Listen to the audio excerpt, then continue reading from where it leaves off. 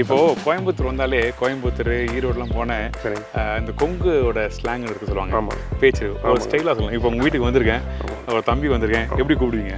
வாங்க தம்பி வாங்க, நல்லா இருக்கிறீங்களா? நல்லா இருக்கேன். நீங்கள் எப்படி இருக்கீங்க? ரொம்ப நல்லா இருக்குங்க தம்பி அப்படின்னு பேசு. அப்படி நல்லா இருக்கும். நான் சொல்லுவேன் வணக்கங்கண்ணா, விஜய் ஸ்டைல். வாங்க போங்க, அதுதான் நம்ம ஊர் ஸ்டைல். வணக்கம், நம்ம Shabdeena. Welcome back to Shabdeena's kitchen. இன்றைக்கி நம்ம எங்கே இருக்குன்னா பொள்ளாச்சி பக்கத்தில் அடுத்த பாளையம் சொல்லி ஒரு ஊருக்கு வந்திருக்கோம். இங்கே பார்த்தீங்கன்னா நம்ம நிறைய ரெசிபிகள் பார்த்துட்டு வரல. தொடர்ந்து இன்றைக்கி நம்ம பார்க்க போகிற ரெசிபி என்ன கேட்டிங்கன்னா எண்ணெய் கத்திரிக்காய். நீங்கள் நம்ம செட்டிநாடு ஸ்டைலு இது மாதிரி ஒன்று பண்ணும்போது அதை விட நம்ம பொள்ளாச்சி ஸ்டைல் அப்படிங்கும்போது பார்த்தீங்கன்னா எண்ணெய் கத்திரிக்காய் ஒரு வித்தியாசமாக இருக்கும். தேங்காய் நெல்லில் முழுக்க யூஸ் பண்ணேன். சின்ன வெங்காயம் போட்டு மசாலா அரைச்சி பண்ணுறது. இது வந்து சாப்பாடு வெள்ளை சாதத்துக்கு தொட்டு சாப்பிடக்கூடிய ஒரு ரெசிபி. இந்த எண்ணெய் கத்திரிக்காய் ஒரு ஊருக்கு ஒரு மாதிரி பண்ணுறதுன்னு நம்ம நிறைய வாட்டி சொல்லியிருக்கோம். அதே மாதிரி இந்த எண்ணெய் கத்திரிக்காய் பார்த்தீங்கன்னா சாதத்துக்கு தொட்டு சாப்பிட்றதுக்கு அந்த அளவுக்கு அருமையான ஒரு எண்ணெய் கத்திரிக்காய். நம்ம பொள்ளாச்சி ஏரியா பக்கம் விளையிற கத்திரிக்காய் நீங்கள் வேற எங்கேயும் கிடைக்கிற சிரமம். நாட்டு கத்திரிக்காய் பார்த்தீங்கன்னா கலரே தெரியும், கெட்டி இருக்கும், வேகறதுக்கும் லேட் ஆகும். நாட்டுக்கோழிக்கும் பிராய்லர் கோழிக்கும் மாதிரி. அதே மாதிரி நாட்டுக்கோழி, இது நாட்டுக்கோழி. நீங்கள் நம்ம ரெகுலராக போடுற கத்திரிக்காய் வெள்ளை கத்திரிக்காய் பிராய்லர் கோழி. சரி, ஓகே. மற்ற ஊரில் பண்ணும்போது தேங்காய், வேர்க்கடலை, எள்ளு இது மாதிரிலாம் யூஸ் பண்ணுவாங்க. ஆனால் இவங்க அதெல்லாம் யூஸ் பண்ண மாட்டோம்னு சொல்லி சொல்கிறாங்க. இது நீங்கள் ஒரு வாரத்துக்கு வச்சுக்காங்க, 10 நாள் வச்சு சாப்பிட்டா ஒன்றும் ஆகாது. தேங்காய் நான் சேர்க்க போகிறதில்ல, முந்திரி சேர்க்க போகிறதில்ல, கசகசா இதெல்லாம் வந்து ஸ்பைசஸ் எல்லாம் கிடக்கூடிய பொருள். அதனால் அதெல்லாம் எதுவும் சேர்க்காம சின்ன வெங்காயம், மிளகாய், தனியாக மட்டும் போட்டு பண்ணப்போம். ஓகே. பர்டிகுலராக அந்த ரெசிபி பண்ணும்போது அந்த வெங்காயம் வதக்கிற பக்கம் வெரி வெரி இம்பார்ட்டன்ட் சொல்கிறாங்க. இந்த வெங்காயம் நல்லா வணங்கிட்டாவே நம்ம வைக்கக்கூடிய குழம்பு வந்து நல்லா இருக்கும், நல்லா பக்காவாக வரும். நீங்கள் பயந்துக்கவே வேண்டியதில்லை. வெங்காயம் வணங்குறது கம்மியாக இருந்துட்டா அதில் கொஞ்சம் மிஸ்டேக்ஸ். ஸோ அதனால் வெங்காயத்தை நல்லா வதக்கணும். வெறும் சின்ன வெங்காயம், அதுக்கப்புறம் மசாலா, சீரகம் இந்த மாதிரிலாம் வந்து பொருள் யூஸ் பண்ணி அதை நல்லா வதக்கி அரைச்சி பண்ணுறாங்க. ஸோ இது கூட வேறு என்னென்ன மசாலா போடுறாங்க, அது எப்படி வதக்குறாங்க, அது மட்டும் இல்லை இவங்க வந்து ரெசிபிகள் பண்ணும்போது முக்கியமாக ஆட்டாங்கல்ல ஆட்டி அதுக்கப்புறம் தான் இந்த மாதிரி பண்ணுறாங்க. ஆட்டுக்கல்ல ஆட்டி பண்ணுறதுனால இன்னும் நல்லா கைப்பக்கும் நல்லா இருக்கும், கிடையாது. ஆமாம், மிக்சி கிரைண்டரில் ஆட்டினா ஹீட் வரும், கெட்டு போகிறவங்களுக்காக இதில் ஆட்டி பண்ணுறோம். இதில் ஒரு பிஞ்ச் வெல்லம் போடுறாங்க. அந்த வெல்லம் எதுக்காக போடுறாங்க? நம்ம போடுறது எல்லாத்துலேயுமே எல்லா சுவையும் இருக்குது, இனிப்பு இருக்காது. அறுசுவையும் சேரணுங்கிறதுக்காக அந்த இனிப்பாச்சு நம்ம சேர்த்தோம். அந்த அறுசுவையும் இருக்கு.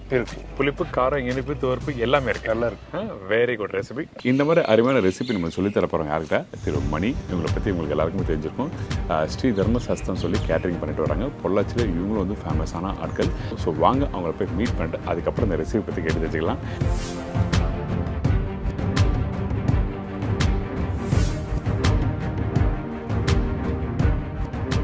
வணக்கம். வணக்கம். எப்படி இருக்கீங்க? ரொம்ப நல்லா இருக்கு. ரொம்ப சந்தோஷம். இப்போ நம்ம ஆரம்பிச்சலாமா? ஓகே. அதுக்கு முன்னாடி இந்த ரெசிபிக்கு தேவையான பொருட்கள் சொல்கிறீங்களா? ஓகே. கத்திரிக்காய் 2 கிலோ, சின்ன வெங்காயம் 1 கிலோ, தக்காளி ஒரு 100 கிராம், வரமிளகாய் ஒரு 10 மிளகாய், புளி தேவையான அளவு, தனியாத்தூள் வந்து ஒரு 150 கிராம், மிளகாய்த்தூள் மட்டும் ஒரு 30 கிராம், மஞ்சத்தூள் 1 டீஸ்பூன், சீரகம் ஒரு 2 டீஸ்பூன், கடுகு 1 டீஸ்பூன், வெந்தயம் 1 டீஸ்பூன், பெருங்காயத்தூள் 1 டீஸ்பூன், கல் உப்பு ஒரு 100 கிராம், எண்ணெய் கத்திரிக்காய் குழம்புக்கு சுவைக்கு தேவைக்கேற்ப வெல்லம், சமைக்கிறதுக்கு தேவையான எண்ணெய் வந்து தேங்காய் எண்ணெய். ஸோ இப்போ வந்து இந்த ரெசிபி தேவையான பொருட்கள் சொல்லியாச்சு. ஃபர்ஸ்ட் நம்ம என்ன பண்ண போகிறோம்?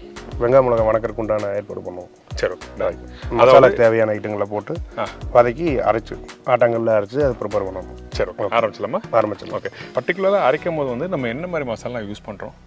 மசாலா வந்து சின்ன வெங்காயம், வெந்தயம், சீரகம், பெருங்காயத்தூள், மல்லித்தூள், சக்தி மல்லித்தூள், மிளகாத்தூள், மஞ்சத்தூள், இது மட்டும் போட்டு வதக்கி அரைச்சி. சரி, ஓகே. கொஞ்சம் பூண்டு தேவையான அளவு போடும். பூண்டு தேவை. ஆமாம். சரி, இப்போ நமக்கு என்ன தேவை? ஃபஸ்ட்டு தேங்காய் எண்ணெய் தேவைப்படும். தேங்காய் எண்ணெய். சரி, ஓகே. அடுத்து நமக்கு என்ன தேவை? நம்ம வெந்தயம் போடும். ஓகே. நான் நினச்சி இதுக்காக நீங்கள் வந்து வேறு எதாவது பொடி டிப்னு நினச்சேன். அந்த மசாலா தான் நம்ம அடிச்சேன். மசாலா ரெடி பண்ணுறோம். ஆமாங்க. அடுத்து சீரகம் போடுறோம். வெந்தயம் சூடாகும் போது வந்து வாசம் நல்ல வாசம் போடும். நீங்கள் நல்ல மனமாக இருக்கும். மசாலாவே நல்ல மனமாக இருக்கும். ஆமாம். ஓகே. சீரகம், புளிக்குழம்பு, புளி சாதம் எது போட்டாலும் வெந்தயம் நம்ம கண்டிப்பாக, வெந்தயம் இல்லாமல் புளி ஐட்டமே எதுவும் செய்ய முடியாது. சரி, ஓகே. கண்டிப்பாக புளி ஊற்றுற எதாக இருந்தாலுமே வெந்தயம் பயன்படுது. ஸோ புளி ஊற்றுற எந்த ஒரு ரெசிபியும் வெந்தயம் கண்டிப்பாக தேவைப்படும். நல்ல விஷயம். ஓகே. அடுத்தது பூண்டு போட்டுக்கோம். இப்போ சீரகம் போடுறோம். வெள்ளை பூண்டு. ஓகே. அது மாதிரி இந்த மாதிரி எண்ணெய் கத்திரிக்காய்லாம் பூண்டோட முக்கியமான ஒரு பொருள். கண்டிப்பாக அதான் சொல்கிறோம். சாம்பார், ரசம், புளியோதரை எந்த பொருளாக இருந்தாலும் பூண்டு போடுறோம். ஓகே. அடுத்தது வெங்காயம், சின்ன வெங்காயம் போடணும். இதில் போட்டுடலாமா? ஆமாங்க. ஓகே. இந்த வரமிளகாலாம் எப்போ போடுவோம்? வரமிளகாய் தாளிப்புக்கு தரணும். மசாலா அரைக்கிறதுக்கு வரமிளகாய் தேவையில்லை. சக்தி மல்லித்தூளும் மிளகாய் தூளும் போடுறோம். இப்போ போடுறோம். ஆமாம். வெங்காயத்தை வதக்க முடிச்ச முன்னாடி போடுறோம். சரி, ஓகே. இந்த சைடில் கொங்கு பெல்ட்டில் வந்து எல்லாருமே சின்ன வெங்காயம் மெயின். சின்ன வெங்காயம் தான் டேஸ்ட்டுக்கு உண்டான கொடுக்கும். ஆமாங்க. இது காரத்தன்மையும் இருக்குது. காரத்தன்மையும் இருக்குது. மசாலா ஸ்பைஸ் கெட்டி கொடுக்கும். ஓகே. நீங்கள் மசாலா எப்படின்னு சொல்கிறோன்னா கிரேவி இதில் வைக்கிறோம் இல்லைங்களா, கெட்டியாக இருக்குது. அதுக்காக சின்ன வெங்காயம் போடும். வல்லாரி போட்டோம்னா கொஞ்சம் சலசலம் இருக்குது. அதாவது வந்து லிக்விட் மாதிரி ரொம்ப லேசாக போயிடும். ஓகே. ஆனால் அதில் வந்து தண்ணியோட தன்மை அதிகமாக இருக்குது. தண்ணியோட தன்மை கம்மியாக இருக்குது. ஓகே. இப்போ இந்த வெங்காயத்தை வதக்கிற பக்கம் என்ன மாதிரி இருக்கணும்? நல்லா வணங்கிடணும். நல்லா முன்னேரமாக வணங்கினா தான் அதோட டேஸ்ட்டு, அந்த ஈரத்தன்மையெல்லாம் ட்ரை ஆன முன்னாடி தான் மசாலா பொடி, மல்லித்தூளும் மிளகாத்தூள் போடணும். சரி, ஓகே. இப்போ வெங்காயம் வதங்கிட்டோம். இப்போ கூட கருவேப்பிலாம் போடுறோமா? போடணும், கண்டிப்பாக போடணும். பச்சை கருவேப்பிலை போட்டாச்சு. அடுத்தது கொஞ்சம் வதங்கிட்டு கொஞ்சம் தக்காளி கொஞ்சம் போடணும். இப்போ இந்த வெங்காயம் வதங்கின பக்கம் இது போதுமா? இது இன்னும் வதங்கணும். நல்லா வணங்கிட்டா தான் அதோட டேஸ்ட்டு. வெஜ் ஆகட்டும், நான்வெஜ் ஆகட்டும், சின்ன வெங்காயம் யூஸ் பண்ணும்போது நல்லா அது ஃப்ரை ஆகிடும். இல்லை சின்ன வெங்காயம் என்னாகுன்னா அது பச்சை வாசம் பிடிச்சிட்டு மீன் குழம்பு இப்படி ஹாஃப் பாயில் மீன் குழம்பு ஸ்மெல் வரும். அதனால இந்த மாதிரி நல்லா ஃப்ரை ஆகி வணங்கிட்டா தான் நமக்கு என்ன போடுறோமோ, கத்திரிக்காய்னா கத்திரிக்காய் ஏதோ அந்த அதோட டேஸ்ட் கொடுக்கும், எடுத்து கொடுக்கும். ஓகே. நீங்கள் சொல்கிற மாதிரி இந்த மசாலா வந்து நான் லாஸ்ட் டைம் காரைக்குடி பண்ணும்போது அந்த கெட்டி எண்ணெய் கத்திரிக்காய் தான் பண்ணோம். கெட்டி எண்ணெய் கத்திரிக்காய். ஆமாம், அது கெட்டியாக இருந்தது. ஆமாம். நம்ம கொங்குநாடு ஸ்டைல் பார்க்கும்போது பார்த்தீங்கன்னா கோவை மாவட்டம் பொள்ளாச்சி எல்லாம் கொஞ்சம் லிக்விடாக இருக்கும், தண்ணியாக இருக்கும். இருந்தால் தான் அது நல்லா இருக்கும்ட்டு. ஓகே. இது சாப்பாடு தொட்டு சாப்பிட்றதுக்கா இல்லை பிரியாணிக்கு தொட்டு சாப்பிட்றதுக்கா? சாப்பாட்டுக்கு ஒயிட் ரைஸ்க்கு உப்பு பருப்பு போட்டுக்குவாங்க. உப்பு பருப்பு போட்டோன்னா இது தொட்டு சாப்பிட்றது மேக்ஸிமம் எல்லா மேரேஜுக்கு ஃபங்க்ஷனும் எது விசேஷமாக இருந்தாலும் எண்ணெய் கத்திரிக்காய் குழம்பு இருக்கும். ஓகே. இந்த வெங்காயம் நல்லா வணங்கிட்டாவே நம்ம வைக்கக்கூடிய குழம்பு வந்து நல்லாயிருக்கும். நல்லா பக்காவாக வரும். நீங்கள் பயந்துக்கவே வேண்டியதில்லை. வெங்காயம் வணங்குறது கம்மியாக இருந்துட்டா அதில் கொஞ்சம் மிஸ்டேக்ஸ் வரும். ஸோ அதனால் வெங்காயத்தை நல்லா வதக்கணும். தக்காளி கொஞ்சம் போடணும். தக்காளி போடணும். இந்த மாதிரி லைட்டாக ஒரு 50% வந்த பிறகு தக்காளி போடணும். சரி, ஓகே. தக்காளி கொஞ்சமாக போட்டால் போதும். தக்காளி போதுமா? போதும். இப்போ திருப்பி நல்லா வதங்கணும். ஓகே. இப்போ நீங்கள் வந்து இந்த மாதிரி எண்ணெய் கத்திரிக்காய்லாம் பண்ணுறீங்கன்னா எத்தனை பேருக்குலாம் அதிகமாக நீங்கள் பண்ணியிருக்கீங்க? நான் ஒரு 10,000 பேருக்கு மேலே பண்ணியிருக்கேன். ஓகே. இப்போ அப்பாவும் கூட வருவார்ல? அப்பா வருவார். ஸோ இந்த மாதிரி கொங்கு சமையல் சொல்லும் போது அதிகமாக அங்கே மக்கள் விரும்பி சாப்பிட்ற சாப்பாடுன்னு அரிசி பருப்பு சாதம், தட்டைப்பயிறு, காராமணி ஓட்டு சாதம். அது நல்லா மேரேஜ்லையும் இப்போ நிறைய பண்ணுறதுக்கு ஆரம்பிச்சிட்டாங்க. ஓகே. பண்ணுறாங்க. அது நல்லா இருக்கு. கம்பு தயிர் சாதம், மாப்பிள்ளை சம்பா தயிர் சாதம், இந்த ஐட்டங்கள்லாம் நிறையா விரும்பி சாப்பிட்றோம். அது மாதிரி இனிப்புன்னு சொல்லும்போது பார்த்தீங்கன்னா நீ அல்வா பேஸ் நீங்கள் நிறைய போயிடும். பூசணிக்காய் அல்வா, நம்ம காசி அல்வான்னு சொல்ல முடியும். சரி. அல்வா இப்போ இளநீர் அல்வா, பொள்ளாச்சி ஸ்டைலில் போயிட்டு இருக்கு. இளநீர் பாயாசம், கருப்பட்டி தேங்காய் பருப்பி. கருப்பட்டியில் எல்லாம் இப்போ நம்ம கொங்கு மொபைல் ஆரம்பித்தது அதெல்லாம் கருப்பட்டி ஐட்டங்கள்லாம். அது நல்லா தேங்காய் பருப்பி. தேங்காய் பருப்பினாவே ஹார்டாக இருக்குன்னு நினைப்பாங்க எல்லாருமே. ஆனால் இந்த பருப்பி கொஞ்சம் நல்லா சாஃப்டாக இருக்கும். அடுத்த வாட்டி பண்ணி காமிக்கிறீங்களா? கண்டிப்பாக பண்ணிக்கலாம். நம்ம சேனல் எல்லாம் காமிச்சது இல்லை. கண்டிப்பாக தேங்காய் பருப்பி பண்ணிக்கலாம். சரி, ஓகே. டன். இப்போ வெங்காயம் தக்காளி நல்லா வதங்கிட்டு காமிங்க. ஓகே. வெங்காயம் நல்லா வதங்கிடுச்சு. இப்போ பார்த்தீங்கன்னா உள்ள ஒரு வெங்காயம் லேயராக பிரிஞ்சு வெளியே வந்துடணும். அந்த அளவுக்கு முழு வெங்காயமாக அப்படியே லேயராக பிரிஞ்சு வெளியே வந்துடணும். அந்தளவுக்கு வதங்கினா அது வெங்காயம் வதங்கி இருக்குது அர்த்தம். ஓகே. ஸோ அப்போ நல்லா மெதுவாக ஸ்லோ ஃப்ளேம் வச்சு நல்லா வதக்குறோம். பொறுமையாக இருக்கும். மசாலா வதக்கிறதுக்கு எப்படி இருக்கணும்? நல்லா பொறுமையாக இருக்கணும். ஆனால் இன்னைக்கு வந்து அடிதடியாக சமையல் பண்ணுறாங்க, டேரக்டர் பண்ணுறாங்க. அது செட் ஆகாது. சமையலுக்கு வந்து எப்பவுமே வந்து ஒரு பொறுமை வேணும். இன்னொன்று பிடிச்சிருக்கும். நம்ம மனசுக்கு பிடிச்சா அப்படி செய்யணும். விருப்பப்பட்டு செய்யணும். கோவப்பட்டு செய்யக்கூடாது. நிறைய பேருக்கு வீட்டுக்குள்ள கிச்சனுள்ள போகணுமா அப்படி சொல்லி கேட்பாங்க. அப்படி டென்ஷன் இருக்கக்கூடாது. ஸ்ட்ரெஸ் இல்லாமல் ஃப்ரீயாக செய்யணும். ஓகே. மல்லித்தூள் போட்டிருக்கோம். மல்லித்தூள் வந்து புளிக்குழம்பு கண்டிப்பாக தேவைப்படும். மல்லித்தூள் இருந்தால் தான் டேஸ்ட் நல்லாயிருக்கும். அதாவது சவுத் இந்தியன் ஃபுட்டுன்னு போயிட்டாவே மல்லி இல்லாமல் எதுவுமே இல்லை. அதனால மல்லி நம்ம கண்டிப்பாக ஆட் பண்ணுவோம். இன்னொன்று மல்லியும் அதிகமாக யூஸ் பண்ணுவோம்ல. மல்லி அதிகமாக தேவைப்படும். நீங்கள் ரசம், குழம்பு, சாம்பார் எதை எடுத்தாலும் மல்லி இல்லாமல் போக மாட்டோம். அதாவது நிறைய வாட்டி நான் சொல்கிறது தான், நம்ம சமைக்கும் போது வந்து பர்டிகுலராக வந்து மிளகாவோட மல்லி தான் அதிகமாக இருக்கும். ஏன்னா மிளகா வந்து காரத்தன்மை மிளகாய் வந்து காரத்தன்மை அதிகம் பண்ணும்.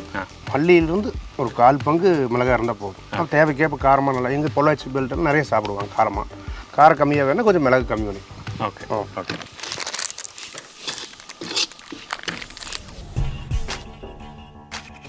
ஸோ மிளகாத்தூள் இப்போ போட்டாச்சு. சக்தி மிளகாய் தூள் யூஸ் பண்ணி மஞ்சத்தூள், சக்தி மஞ்சத்தூள். இப்போ நம்ம இது மாதிரி பண்ணுறோம்ல. ஆமாங்க. இப்போ இதுவே வந்து நிறைய பேர் வீட்டில் இந்த குழம்பு தூள் வச்சுருப்பாங்க, குழம்பு மிளகாத்தூள். அது இதுக்காக ஸ்பெசிஃபிக் அரைச்சி பண்ணுவாங்க. ஆமாம். இந்த மாதிரி ரெசிபிக்கு யூஸ் பண்ணலாமா, இல்லை தனி மிளகாத்தூள் தனி மல்லித்தூள் மட்டும்தான் யூஸ் பண்ணணுமா? இது குழம்பு மிளகாத்தூளுங்கும் போது இந்த நம்ம போட்ட வெந்தயம், சீரகம் இதெல்லாம் வேண்டியதில்லை.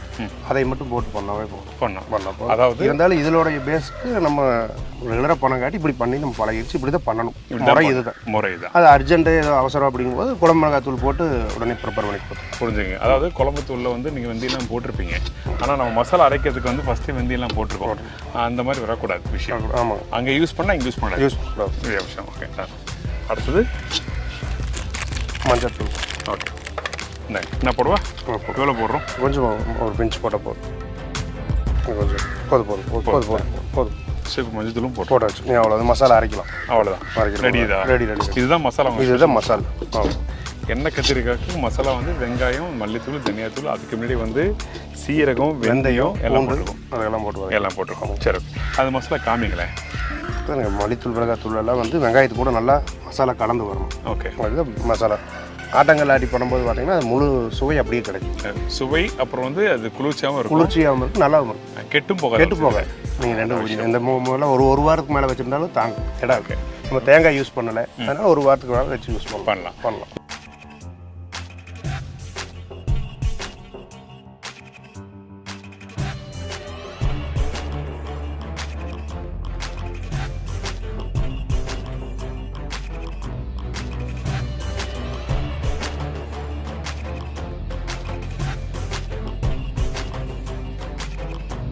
போதுங்க, எடுக்கலாம். நல்லா நைஸ் ஆட்டிருக்கும். அதை பார்க்குவோம். வெங்காயம் மசாலாலாம் அரைச்சி இந்த அளவுக்கு திக்னஸாக ஒரு பேஸ்ட் மாதிரி இருக்கும். பேஸ்ட் மாதிரி. ஆமாம். திரியாக இருக்கக்கூடாது. நல்லா நைஸ் அரைச்சிருக்கோம். ஆமாம். அடுத்தது தேங்காய் எண்ணெய் யூஸ் பண்ணுவோம். தேங்காய் எண்ணெய் ஊற்றாச்சு. சரி. அடுத்தது கடுகு போடுவோம். அடுத்தது வரமிளகா, கருவேப்பிலை, காஞ்ச மிளகா போடுவோம். சரி. ஓகே. இங்கே வரமிளகான்னு சொல்லுவோம். என்ன சொல்லுவீங்க? வரமிளகா. நம்ம காய்ந்த மிளகாய். ஓகே. கருவேப்பிலை கொஞ்சம் போட்டுருவோம்.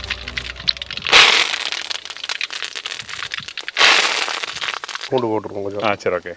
பூண்டு நம்ம வந்து மசாலாவும் போட்டோம். இது கொஞ்சம் எதுக்காக கொஞ்சம் கார்னிஷிங்காக நல்லா இருக்கும் போடுவோம். ஆமாம். முழுசை கடிச்சு சாப்பிடுவோம். ஆமாம். சரி. ஓகே. கத்திரிக்காய் ஒரு 10 பல்லு பூண்டு போட்டுருக்கோம். ஆமாம். சரி. ஓகே. இதுக்கப்புறம் கத்திரிக்காய். இந்த கத்திரிக்காய் பற்றி சொல்லுங்கள். இந்த கத்திரிக்காய் பார்த்தீங்கன்னா நம்ம பொள்ளாச்சி ஏரியா பக்கம் விளையிற கத்திரிக்காய். நீங்கள் வேறு எங்கேயும் கிடைக்கிற சிரமம். நாட்டு கத்திரிக்காய் பார்த்தீங்கன்னா கலரே தெரியும். இந்த கத்திரிக்காய் தான் நல்லாயிருக்கும். கெட்டி இருக்கும். நீங்கள் கத்திரிக்காய் குழம்புலேயே பார்த்தீங்கன்னா இந்த கெட்டி இருக்கும். நீங்கள் வேறு பெரிய கத்திரிக்காய், நீல கத்திரிக்காய், வெள்ளை கத்திரிக்காய் இருக்குங்களா, எப்படி சொல்கிறேன், சோறு மாதிரி சொதன்னு போயிடும். இது நல்லா கெட்டியாக இருக்கும். கத்திரிக்காய் இந்த கத்திரிக்காய் நல்லாயிருக்கும். மெரியால் கிடைக்கிற கத்திரிக்காய் நல்லாயிருக்கும்.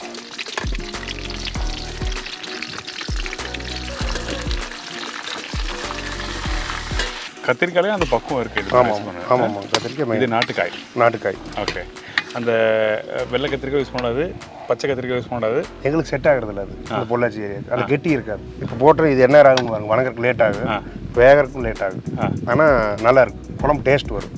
அப்படி சாப்பிடும்போது டேஸ்ட்டாக இருக்குது. ஆனால் இந்த வெள்ளை கத்திரிக்காய்ல உடனே பாயில் ஆகி சொதன்னு போயிடும். மசிஞ்சிடும். நாட்டுக்கோழிக்கும் பிராய்லர் கோழிக்கும் மாதிரி. அதே மாதிரி நாட்டுக்கோழி. இது நாட்டுக்கோழி. நீங்கள் நம்ம ரெகுலராக போடுற கத்திரிக்காய் வெள்ளை கத்திரிக்காய் பிராய்லர் கோழி. சரி. ஓகே. நல்லா எக்ஸாம்பிள், வெரி குட் எக்ஸாம்பிள். சரி. ஓகே. இப்போ இந்த கத்திரிக்காய் வதக்கணும், கலர் மாறணும். கலர் அப்படியே டோட்டலாக அப்படி மாறிடும். சரி. ஓகே. மாறினா அது வதங்கிடுச்சு. ஓகே. அதுக்கப்புறம் தான் அந்த மசாலா போடுறோம். வேக வைக்கணும். ஓகே. புளி ஊற்றினா வேகாது. புளி ஊற்றினா கத்திரிக்காய் வேகாது, ரப்பர் அவுட் ஆகிடும். அதனால ஹாஃப் பாயிலிங் தண்ணி ஊற்றி வேக வச்சுட்டு அப்புறம் நம்ம புளி ஊற்றணும். அப்புறம் மசாலா. ரைட். இதெல்லாம் ஒரு இன்ஃபர்மேஷன். நிறைய பேருக்கு அதான் சொல்ல பார்த்தீங்களா, இந்த சாம்பார் செய்யும்போது வந்து காய்கறிலாம் போட்டு பண்ணும்போது புளி ஊற்றுறதுக்கு முன்னாடியே காய்கறி போட்டிருப்பாங்க. அந்த காய்கறி எல்லாம் வெந்த பிறகு தான் அந்த புளி ஊற்றணும். அதே மாதிரி தான் இந்த கத்திரிக்காயும். காய் ஒரு பாயில் ஆன முன்னாடி தான் புளி உப்பு எல்லாமே யூஸ் எல்லாம் போடணும். ரைட். ஓகே, இப்போ கத்திரிக்காய் வதக்கிட்டு இருக்கோம். வதக்கி முடிச்சது உங்களுக்கு காமிக்கிறேன்.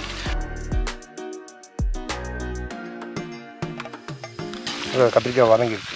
ஓகே, பார்த்தீங்கன்னா இந்த கலர் ப்ரௌன் சைடு மாறினா தான் கத்திரிக்காய் வதங்கினதாக அர்த்தம். இதுக்கப்புறம் கொஞ்சம் தண்ணி ஊற்றி வேக வைக்கணும். ஓகே, இது வந்து இந்த கத்திரிக்காய் கலர் மாறி இருக்கு. இப்போ எத்தனை சதவீதம் வெந்திருக்குன்னு சொல்லிக்க முடியும்? ஒரு 20%. 20% மேலாம் தோல் மட்டும் கலர் மாறும். ஆமாம். சரி, ஓகே. இப்போ வந்து நம்ம அந்த மிளகா ஆட்டணும் இல்லையா, மிளகா ஆட்டின தண்ணி மசாலா தண்ணி ஊற்றி வேக வைக்கணும். சரி, ஓகே. தண்ணி ஊற்றிடலாம். அந்த மசாலா ஆட்டின தண்ணி. ஆமாம். ஓகே.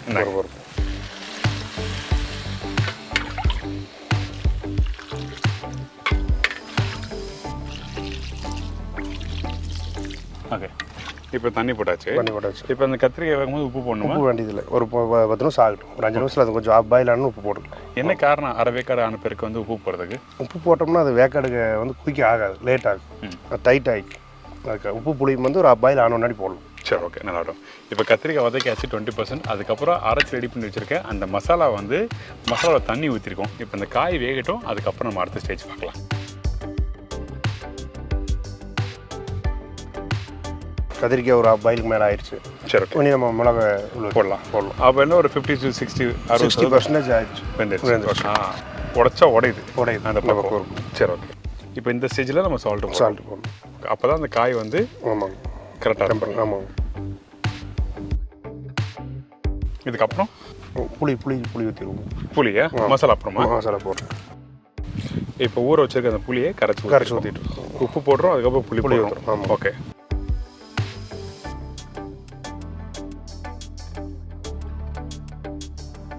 சரி, ஓகே. இப்போ மசாலா போடலாமா? மசாலா போடலாம். ஒரு கொதி வந்துட்டுங்களா? ஒரு கொதி வரணுமா? இப்போ ஒரு கொதி வந்துருச்சு. இன்னும் மசாலா போடலாம். சரிதாங்க.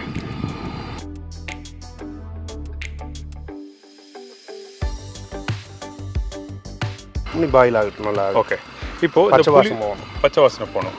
அதோட அந்த புளியோட பச்சை வாசனை போகணும். ஏற்கனவே மசாலா வெந்தது தான். ஆமாம். பட் மிளகோட கொதித்தன்மை அதிகமாக இருக்கும்போது டேஸ்ட் மாறும். ஆமாம். சரி, ஓகே. இப்போ தண்ணி ஊற்றணுமா? தண்ணி ஊற்றணும். ஓகே, என்னங்க தண்ணி.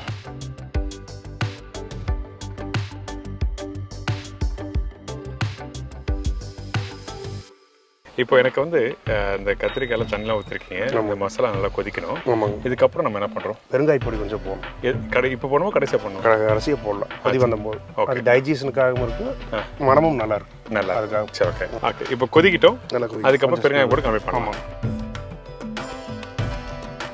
கொஞ்சம் பெருங்காயத்தூள், வெல்லம் போடணும். ஓகே, நல்லா கொதிச்சு வந்துச்சு. நல்லா ஃபினிஷிங் ஸ்டேஜ் வந்தாச்சு. ஓகே, கொஞ்சம் வெல்லம் போடணும். வெல்லம் டேஸ்ட்டுக்காக. ஓகே. என்ன காரணம் அந்த வெல்லம் போடுறது கடைசியாக அந்த புளிக்குழம்புல? நம்ம போடுறது எல்லாத்துலேயுமே எல்லா சுவையும் இருக்குது, இனிப்பு இருக்காது. அறுசுவையும் சேரணுங்கிறதுக்காக அந்த இனிப்பாச்சு நம்ம சேர்த்தோம். உப்பு, கார்ப்பு, உவர்ப்பு, துவர்ப்பு, புளிப்பு எல்லாமே இதில் வந்தாச்சு. இனிப்பு மட்டும் வரல, அந்த இனிப்பு ஒன்று சேரணும். எல்லாம் சேர்ந்தா தான் அது நல்லா இருக்கும். அதுக்காக பெருங்காயத்தூள். சரி, கடைசியாக பெருங்காயத்தூள் போடுறோம். ஸ்மெல்க்காகவும் டைஜஷனுக்கு நல்லா இருக்கும். இந்த கத்திரிக்காய் சேராதுன்னு சொல்லுவாங்க இல்லையா, அவங்களுக்கெல்லாம் எந்த ப்ராப்ளமும் வரும். சரி, ஓகே. தேங்காய் எண்ணெய் கொஞ்சம் மேலே. ஆமாம். என்ன காரணம் கடைசியாக தேங்காய் எண்ணெய் ஊற்றுறதுக்கு? ஸ்மெல் நல்லா இருக்கும். நல்லா இருக்கும். ஆமாம், இந்த பொள்ளாச்சி ஸ்டைல் அதுக்காக நீங்கள் அதை உணரணும் இல்லையா, அதுக்காக. சரி, ஓகே. எல்லாம் போட்டாச்சு. ரெடியாக இருக்கு. இதுக்கப்புறம் நான் டேஸ்ட் பண்ணலாம். ஓகே, சரி, கொடுங்க. ஸோ ரைஸோட கொடுத்துருக்கீங்க. ஆமாம், ரைஸோட கொஞ்சம் சாப்பிட்டு பாருங்க. தனியாக குழம்பு மட்டும் டேஸ்ட் பண்ணி. சரி, ஓகே. இந்தாங்க ஒரு லைட்டாக கொஞ்சம் கிரேவி கிணத்தை கொடுங்க எனக்கு. ஏன் தனியாக கேட்டேன்னா, அந்த கிண்ணத்தை வெறும் குழம்பு டேஸ்ட் பண்ணி பார்க்கும்போது அது ஒரு பக்கம் இருக்குது. ரைஸ் கூட மிக்ஸ் சாப்பிடும்போது அப்படி இருக்குன்னு சொல்லி கேட்கலாம். நைஸ். இப்போ நம்ம ரொம்ப நேரமாக வந்து அவளோட இந்த பொள்ளாச்சி சைடில் பண்ணுற எண்ணெய் கத்திரிக்காய், அதை கொங்கு பெல்ட் சைடில் அதிகமாக பண்ணுற ரெசிபி.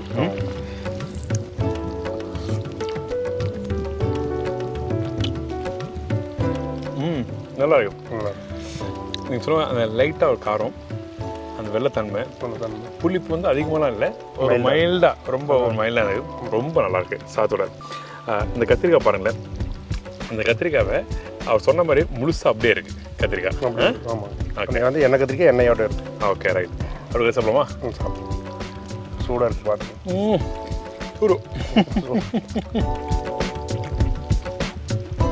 கத்திரி நல்லா அழுத்தமாக இருக்கு. அழுத்தமாக தான் காய் வந்து நாட்டுக்காய். என்ன பாயில் பண்ணால் நீங்கள் அழுத்தமாக இருக்கு கத்திரிக்காய். இப்போதான் எனக்கு புரியுது அந்த நாட்டுக்காய்னா நீங்கள் நாட்டு கத்திரிக்காய் சொல்லும் போது புரியாது. அது நல்லா அழுத்தமாக இருக்கு. அழுத்தமாக இருக்கு. நைஸ். அதாவது இந்த அறுசுவை சொல்லுவாங்கல்ல, அந்த அறுசுவையும் இருக்குது. புளிப்பு, காரம், இனிப்பு, துவர்ப்பு எல்லாமே இருக்கு. நல்லா இருக்கு. Very good recipe. ட்ரை பண்ணி பாருங்க. இதை நீங்கள் யாராவது சாப்பிட ஆரம்பிச்சுன்னா சாப்பிட்டே இருப்பீங்க. ஏன்னா அந்த வெள்ளத்தோட இனிப்பு சுவை இருக்கு பார்த்தீங்களா, குழந்தை வரைக்கும் நல்லா இருக்கும். அது சாப்பிட்டுட்டே இருக்குன்னு தோணுது. கண்டிப்பாக. பாதி ரைஸ் கலையாச்சு எனக்கு. நீங்கள் ஒரு வாரம் வரைக்கும் வச்சு வேணும் சாப்பிட்டாலும் கிடாது. நம்ம தேங்காய் இதில் எதுவுமே சேர்க்கல இல்லைங்களா. அப்பா சூப்பருங்க, வெரி குட்ங்க. இன்னொரு கத்திரிக்காய் போடுங்க. அருமை அருமை. இன்னும் ஊற நல்லா நினைக்கிறேன். நல்லா இருக்கும். கண்டிப்பாக பழசாக நல்லா இருக்கு. இன்னைக்கு சாப்பிட்றது நாளைக்கு சாப்பிட்டா டேஸ்ட் கூடுதலாக இன்னும் கூட.